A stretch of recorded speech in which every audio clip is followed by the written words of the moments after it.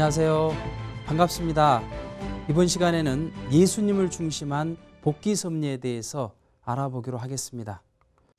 하나님의 복귀 섭리의 목적을 완성하기 위해서는 사탄이 인간을 타락시켰기 때문에 인간이 사탄을 자연 굴복시킴으로써 주관하는 데까지 나가지 않으면 아니 됩니다.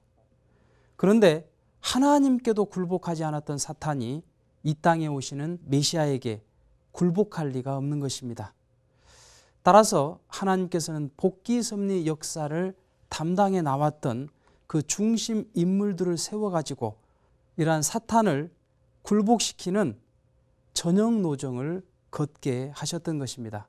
곧 야곱을 중심 삼고 가정적인 차원에서의 그 메시아를 위한 기대를 이루어가는 과정 속에서 이 사탄을 굴복시키는 그 상징적인 노정을 걷게 하셨던 것입니다.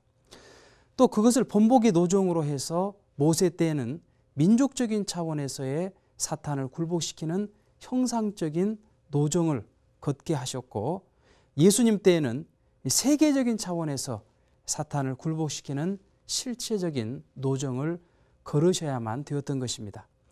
따라서 요한복음 5장 19절을 보게 되면 아들은 아버지께서 하시는 것을 보지 못하고서는 아무것도 할 수 없나니 아버지께서 행하시는 그것을 아들도 그대로 행한다고 기록하고 있는 것입니다. 이것은 야곱과 모세 노정을 통해서 사탄을 굴복시켜 나왔던 그 본보기 노정대로 예수님도 걸어가야만 되신다는 의미로 말씀하신 것입니다. 그리고 또한 이 모든 성도들과 인류가 이러한 사탄을 굴복시키는 그 본보기 노정이 바로 야곱과 모세와 예수님의 노정이 되었던 것입니다. 그렇기 때문에 야곱과 모세와 예수님의 노정은 많은 부분이 흡사하다는 것을 알 수 있습니다. 몇 가지 예를 들어본다면 아담과 해와가 천사장으로부터의 그 시련을 이기지 못하고 타락되었기 때문에 그것을 탕감복귀하기 위해서는 생명을 건 영적인 시련에서 승리해야만 되었던 것입니다. 따라서 야곱은 천사와의 그 씨름에서 승리함으로써 이스라엘이라는 이름을 받게 되었던 것입니다. 그리고 모세는 하나님이 죽이려 하셨던 그 시련을 극복해야만 되었던 것입니다. 만일 하나님으로부터 그 시련을 받지 않고 사탄이 직접 시험함으로써 인간이 거기에서 지게 되면 사탄은 그러한 존재를 끌고 가게 되는 것입니다. 따라서 하나님께서 인간을 시험하시는 것은 어디까지나 인간을 사랑하시기 때문인 것입니다. 그리고 예수님도 광야 40일 노정에서 사탄과 싸워서 승리해야만 되었던 것입니다. 두 번째로는 아담과 해와가 타락함으로써 육과 영에 사탄이 침범함으로써 타락성이 생겼던 것입니다. 따라서 이것을 탕감복귀하기 위해서 야곱 때에는 육을 상징하는 떡과 그리고 영을 상징하는 그 팥죽을 중심하고 이 장자의 기업을 복귀함으로써 타락성을 벗기 위한 아벨적인 입장을 확립할 수가 있었던 것입니다.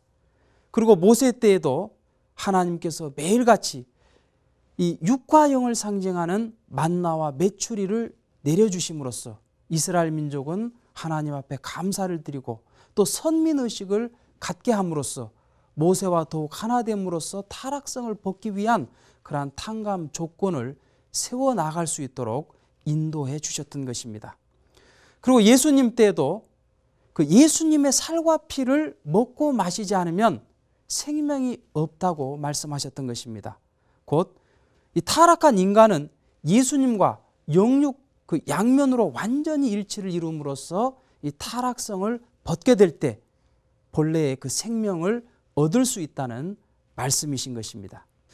그리고 아담과 해와가 3단계의 성장 기간을 완성하지 못하고 타락했기 때문에 그 탕감 복귀를 위해서는 그 삼수를 복귀하는 그런 노정을 걸어가야만 되었던 것입니다.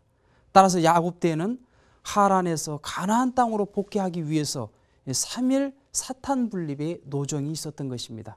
그리고 모세 때에도 이스라엘 민족을 애굽에서 가나안 땅으로 인도하게 될 때 이 3일 동안의 사탄 분립의 노정이 있었던 것이죠. 예수님께서 십자가에 돌아가시고 나서 다시 부활을 하시기 위해서는 이 3일 동안의 사탄 분립 기간이 있어야만 되었던 것입니다. 그리고 아담 가정의 대신으로 하나님은 노아 가정을 택하셨습니다. 그런데 노아 가정에서 함이 실수함으로써 이 사탄이 그 노아 가정을 침범하게 되었던 것입니다. 따라서 이 노아로부터 야곱까지 이 12대 동안 사탄이 끊임없이 침범을 해 나왔기 때문에 이것을 횡적으로 일시에 탕감복귀하기 위해서 야곱은 12자식을 낳았으며, 그리고 모세는 12지파를 중심 삼고 복귀 섭리를 진행했으며, 예수님 때는 12제자를 중심 삼고 복귀 섭리를 하셔야만 되었던 것입니다. 그리고 하나님의 그 창조의 칠수를 인간이 타락함으로써 잃어버렸기 때문에 야곱 때에는 70가족이, 그리고 모세 때에는 이 70장로가, 그리고 예수님 때에는 70문도를 중심 삼고 복귀 섭리를 진행하셨던 것입니다. 또한 복귀 섭리의 목적은 결국 사탄을 괴멸하는 데까지 나가지 않으면 아니 되는 것입니다.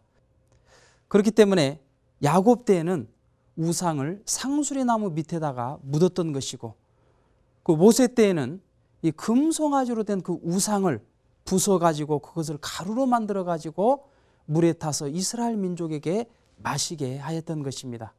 예수님 때에도 말씀과 권능으로 이 죄악 세계를 진멸하셔야만 되었던 것입니다. 따라서 그 예수님께서 걸어가셨던 그러한 복귀 노정은 곧 야곱과 모세가 걸었던 그러한 사탄 굴복의 그 본보기 노정을 그대로 걸어갔기 때문에 이 세계적인 가나안 복귀 노정이라고 말할 수가 있는 것입니다.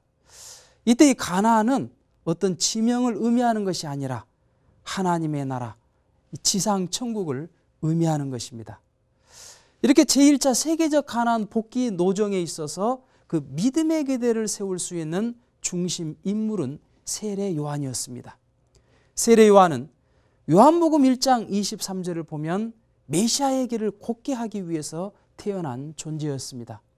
그는 광야에서 눈부신 그 수도 생활을 함으로써 하나님에 대한 충의의 도리를 다했고, 그리고 요한복음 1장 32절을 보면 이 하나님의 성령이 비둘기와 같이 예수님에게 임하시는 것을 보고 그 예수님을 메시아로서 증거했기 때문에 이 믿음의 기대를 세울 수가 있었던 것입니다. 그리고 그 터 위에서 이 유대 민족이 이 세례 요한을 절대적으로 믿고 순종 굴복함으로써 타락성을 벗기 위한 탕감 조건을 세우게 되면 이 실체의 기대도 이룰 수가 있었던 것입니다. 그런데 이 세례 요한이 잉태됐을 때에 그 가정에서 일어났던 잉태의 기사와 이적은 유대 민족들이 다 알고 있었습니다. 그래서 그 세례 요한이 앞으로 특별한 존재가 될 것이라는 것을 유대인들 가운데는 이미 소문이 퍼지게 되었던 것입니다. 그리고 그가 장성해가지고 이 광야에서 메뚜기와 석청만을 먹고서 수도 생활을 했던 그 모습을 보고서 유대인들은 혹시 이 존재가 메시아가 아닌가 하고 오인할 정도로 그의 명성은 대단한 것이었습니다. 그렇기 때문에 이 세례 요한을 중심 삼고 유대 민족이 예수님 앞으로 나아갈 수 있는 그 출발을 위한 섭리가 이루어질 수 있었던 것입니다. 그러나 이 세례 요한은 예수님을 증거는 했지만 모시지는 못했습니다. 세례 요한의 사명은 누가복음 1장 75절에 나와 있는 바대로 종신토록 그 메시아를 섬겨야 할 그러한 사명도 있었던 것입니다. 그렇기 때문에 이 세례 요한이 예수님을 증거하고 나서는 바로 예수님의 제자가 되어가지고 예수님을 모시고 따름으로써 모든 유대인들을 예수님 앞으로 나올 수 있도록 해야만 되었던 것입니다. 그런데 성령의 은사가 사라지고 나서 점차 세례 요한은 예수님을 불신하기 시작했습니다. 그리고 마태복음 11장 3절에 나와 있는 말씀대로 오실 그이가 당신입니까? 아니면 우리가 다른 일을 기다려야 하겠습니까? 라는 그 질문을 자기의 제자들을 통해서 예수님께 여쭈어 보게 합니다. 예수님께서는 이 세례 요한을 평가하기를 여인이 낳은 자 가운데 세례 요한보다 큰 자가 없다. 그러나 천국에 가서는 지극히 작은 자라도 세례 요한보다는 크다라고 말씀하셨던 것입니다. 그리고 여기에 덧붙여 가지고 세례 요한으로부터 지금까지 천국은 침노를 당하나니 침노하는 자는 빼앗느니라라고 말씀하셨던 것입니다. 곧 세례 요한은 자신의 사명을 다하지 못함으로 말미암아 천국에 들어가지 못했다는 사실을 말해주고 있는 것입니다.